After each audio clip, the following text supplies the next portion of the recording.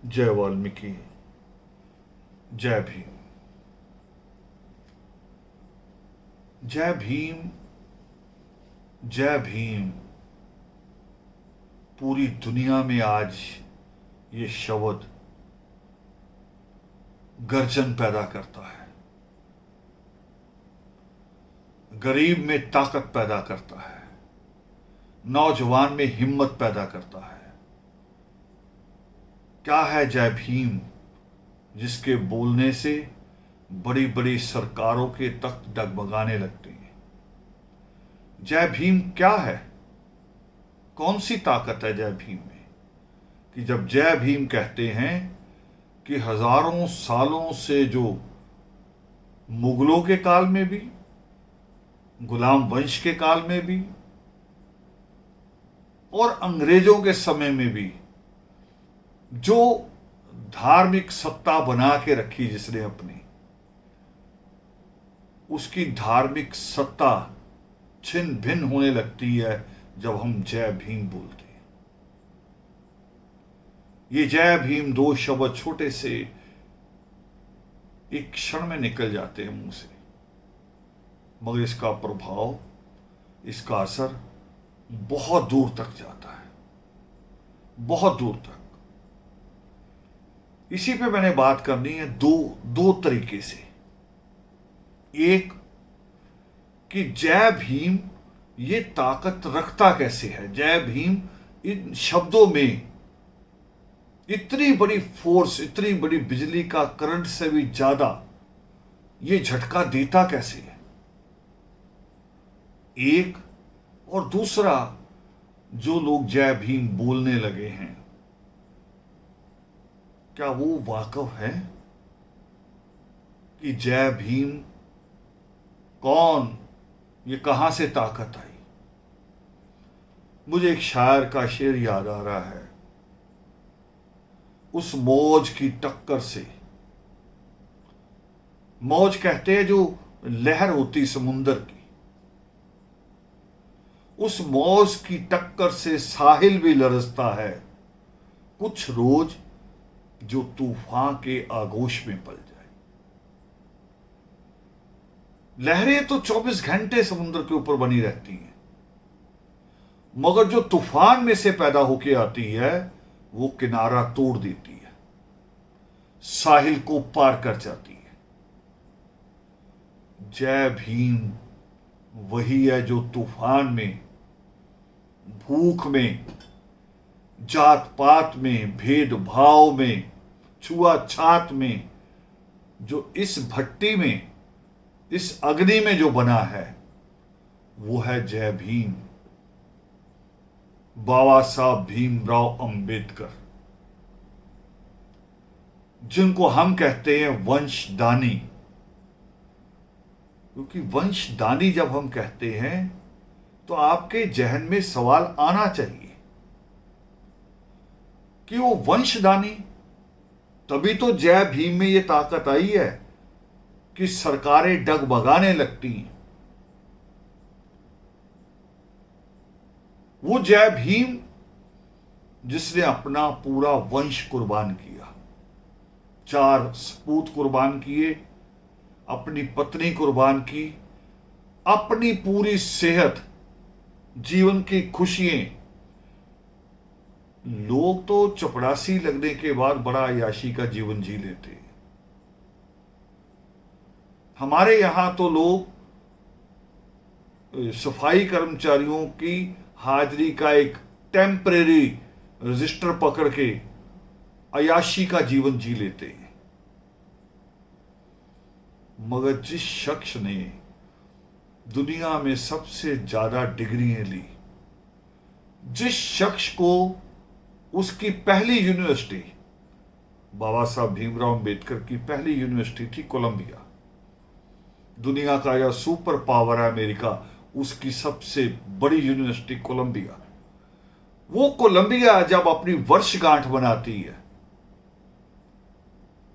तो अपनी वर्षगांठ में कहती है कि पिछले 100 सालों में बाबा साहब भीमराव अंबेडकर जी जैसा स्टूडेंट उनकी यूनिवर्सिटी में नहीं आया। इतना ब्रिलियंट, और हिम्मत रखने वाला। क्यों क्यों कह रहा हूं? क्योंकि उनकी जो पहली पीएचडी थी बाबा साहब भीमराव अंबेडकर की, वो राजनीति पे नहीं थी, यानी पॉलिटिकल साइंस पे नहीं थी, राजनीति शास्त्र पे नहीं थी। अमूमन जो लोग हैं वो बाबा साहब भीमराव अंबेडकर को राजनीति से जोड़ के देखते हैं। इससे आगे उनका जाता ही नहीं है कि बाबा साहब भीमराव अंबेडकर इससे आगे भी है। बाबा साहब भीमराव अंबेडकर की पहली जो पीएचडी की डिग्री थी वो अर्थशास्त्र पे थी, इकोनॉमिक्स। और अर्थशास्त्र दुनिया में हमेशा ही एक सत्ता प्राप्ति का, सत्ता को बनाए रखने का सबसे बड़ा जरिया होता है। क्योंकि जैसी इकोनॉमी होगी वैसा देश रहेगा, और जैसा देश में खुशहाली होगी वैसी सत्ता रहेगी। और बाबा साहब भीमराव अंबेडकर अपना पहला थीसिस अमेरिका में पूरा करते हैं, और जब थीसिस पूरा करके अपने टीचर को देते हैं तो टीचर उनसे कहते हैं कि भीमराव, आपको पता आपने क्या लिखा है? वो करे, हाँ मैंने दिन रात एक करके लिखा है। वो करे, आपने अमेरिका गवर्नमेंट की आर्थिक नीतियों के खिलाफ लिखा है। तो बाबा साहब भीमराव अंबेडकर कहते हैं कि मैंने जो लिखा है वो सच है।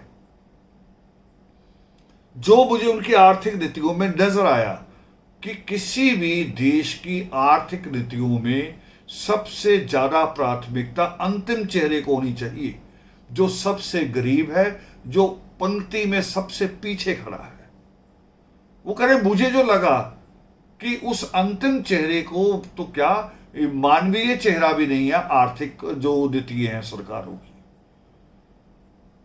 और बाबा साहब भीमराव अंबेडकर की ये थीसिस उनको लौटा दी गई। टीचर ने ये कह के लौटा दिया कि आप में हिम्मत है, आप लिख सकते हैं, मगर मैं उस गवर्नमेंट का मुलाजिम हूं, मैं इसे एक्सेप्ट नहीं कर सकता, इस पे आपको डिग्री नहीं दे सकता।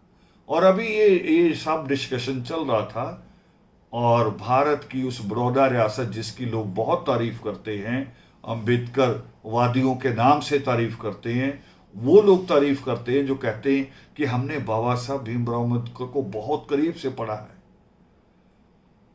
नहीं पढ़ा आपने किताबें पढ़ी हैं। दो चीज होती हैं, एक किताब पढ़ना, एक उसके राइटर को पढ़ना, दोनों अलग अलग बातें होती हैं। आपने किताबें पढ़ी हैं, उसके लेखक को नहीं पढ़ा आपने।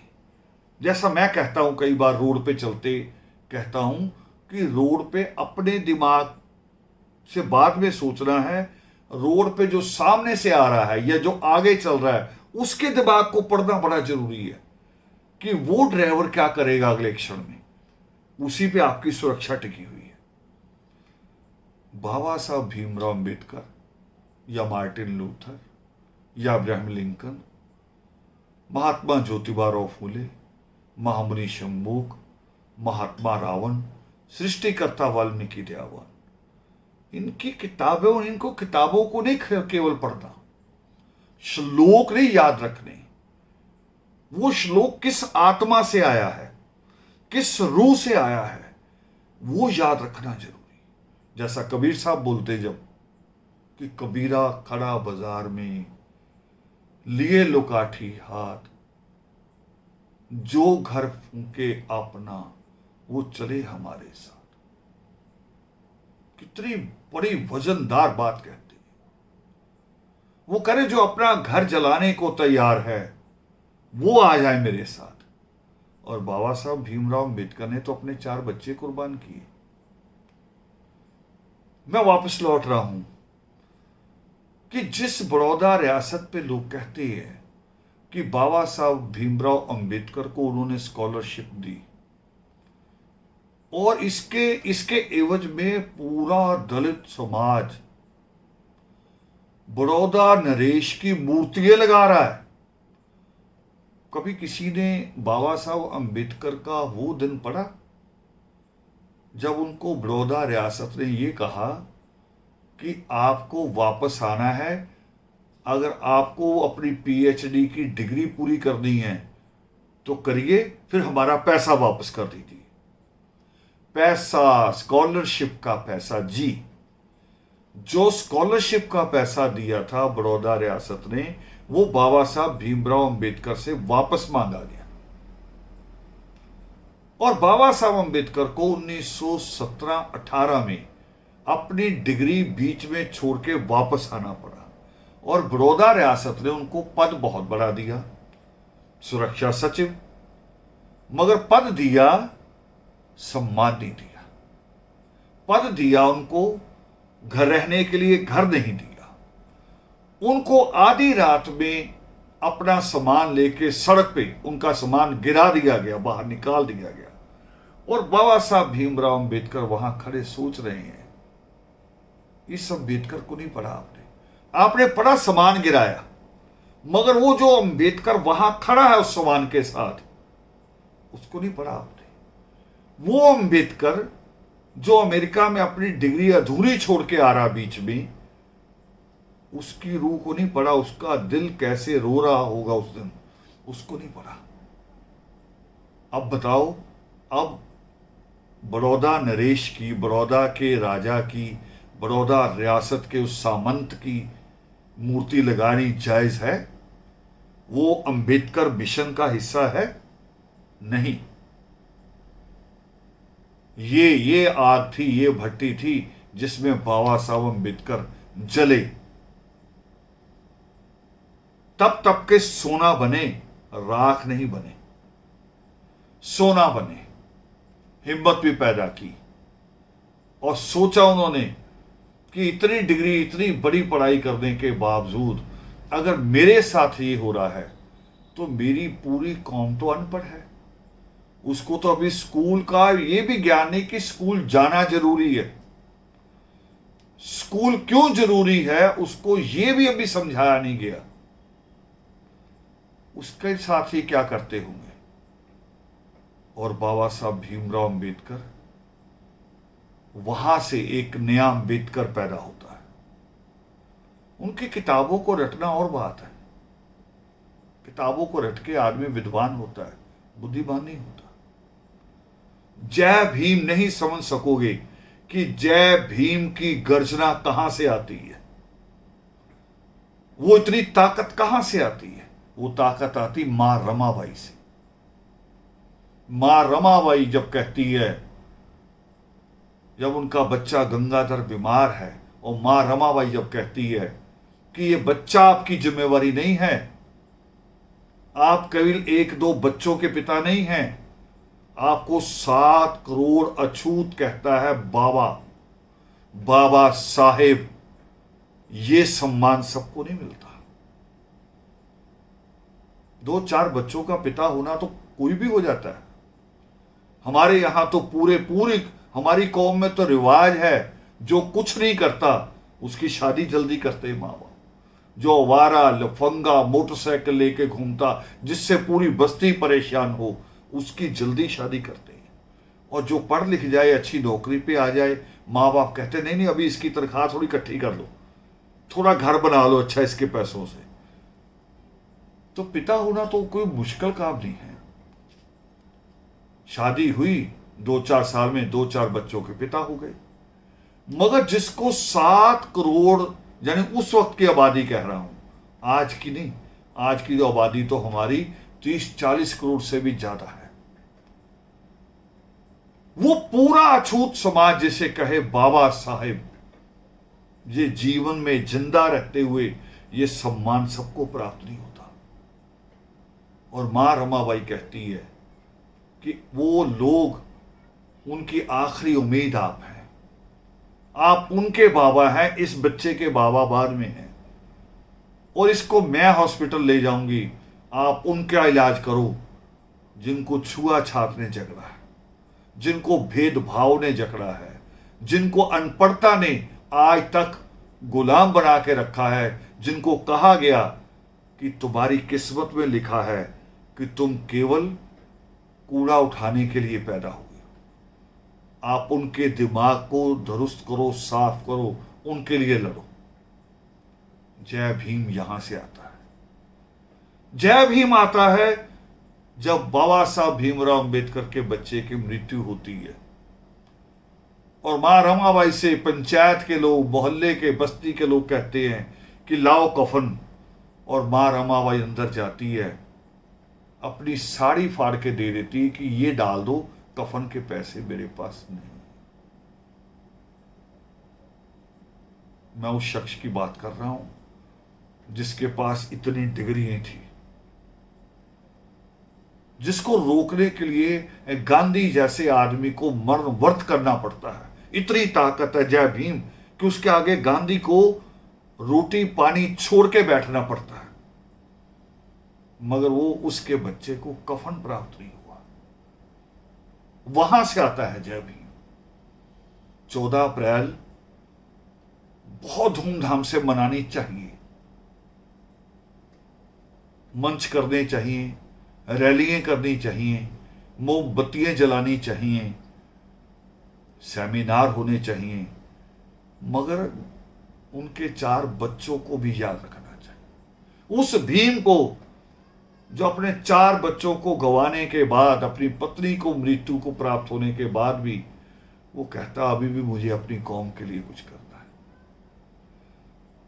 वो जय भीम वहां से आता है जब डॉक्टर कहते हैं 1955 के आसपास, डॉक्टर उनको सलाह देते हैं कि आपको एडमिट होना पड़ेगा, आपकी बीमारियां इतनी लाइलाज हो गई हैं कि आपको दवाई दे के काम नहीं चलेगा, आपको बकायदा हॉस्पिटलाइज होना पड़ेगा। और वो बाबा साहब भीमराव अंबेडकर उस वक्त के प्रधानमंत्री पंडित जवाहरलाल नेहरू को लेटर लिखते हैं कि मेरे डॉक्टरों ने कहा है कि हॉस्पिटलाइज हो जाऊं, मगर मैं देश की बेटियों का अधिकार दिलाना चाहता हूं। विवाह और तलाक का अधिकार, पिता की संपत्ति में अधिकार, पढ़ने लिखने का अधिकार बेटियों को भी होना चाहिए। इसको मैं कानूनी जामा पहनाना चाहता हूं और मेरा वो बिल तैयार है। तो मेरे हॉस्पिटलाइज होने से पहले मेरी इच्छा है कि आप मुझे पहले पार्लियामेंट में इस बिल को पेश करने का मौका दें। देखिए क्या इच्छा है। बड़ी कोठी, बड़े बंगले, बड़ी गाड़ी, बड़ी हैसियत की इच्छा नहीं है। जिसको सृष्टिकर्ता वाल्मीकि दयावान कहते हैं कि कन्या रत्न की प्राप्ति कई जीवन के पुरुषार्थ के बाद प्राप्त होती है। उन कन्याओं के लिए जिसको सृष्टिकर्ता वाल्मीकि दयावान कहते हैं कि जननी और जन्मभूमि स्वर्ग से भी बढ़कर है, उन बेटियों के लिए, उन महिलाओं के लिए बाबा साहब अम्बेडकर अपना हॉस्पिटलाइज होना, अपना इलाज टाल देते हैं कि पहले मुझे ये बिल पेश करना है, कानून बनाना है, उसके बाद मैं हॉस्पिटल जाऊंगा। वो है जय भीम। ये ताकत वहां से आती है। जय भीम जो अकेले लड़ता है, उसको लगता है कि मेरे साथ मीडिया नहीं है, तो वो अखबार छापते हैं, कभी मूक नायक और कभी बहिष्कृत भारत। वो जय भीम, वो जय भीम जो आज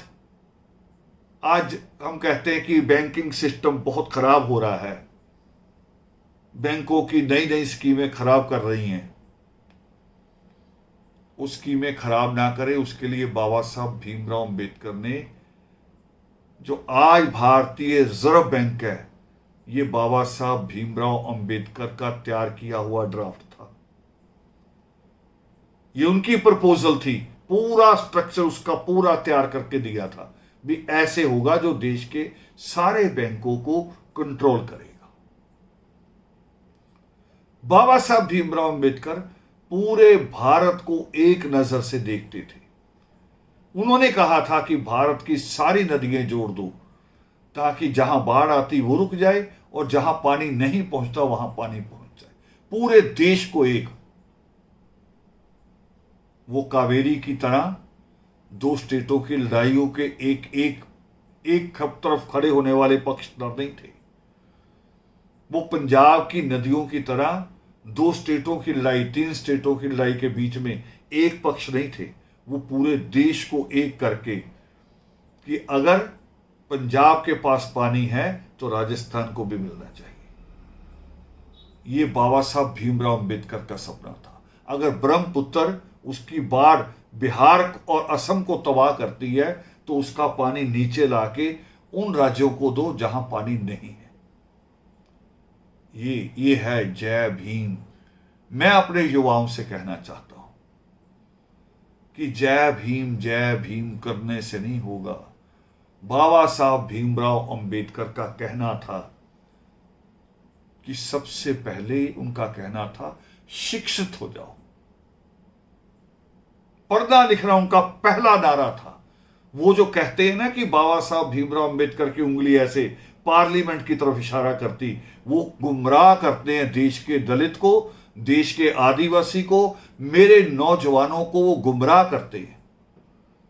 पार्लियामेंट में कैसे? पार्लियामेंट में तो हमेशा जो हिस्सेदारी है उतने लोग रहते हैं।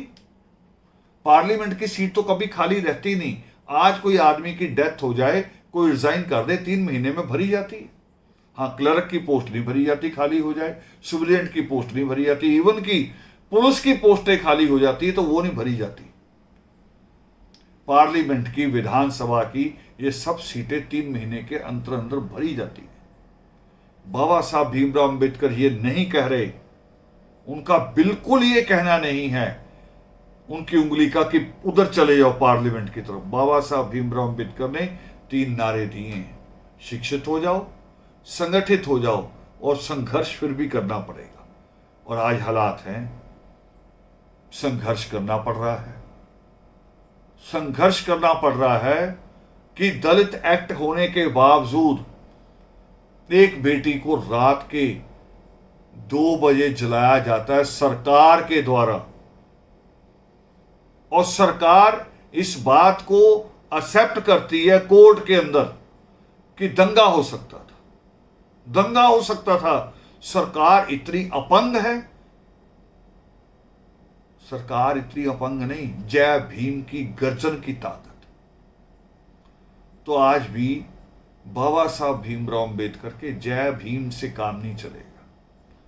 काम चलेगा आपका कि आपको शिक्षित होना पड़ेगा।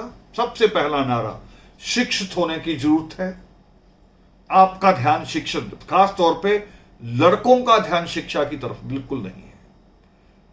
तो जो लड़कों शिक्षा की तरफ नहीं है वो जय भीम भी कहना बंद कर दे। जय भीम, शिक्षित होना पड़ेगा, फिर संगठित होना पड़ेगा। और संगठित होने का मतलब संगठन बनाना नहीं है।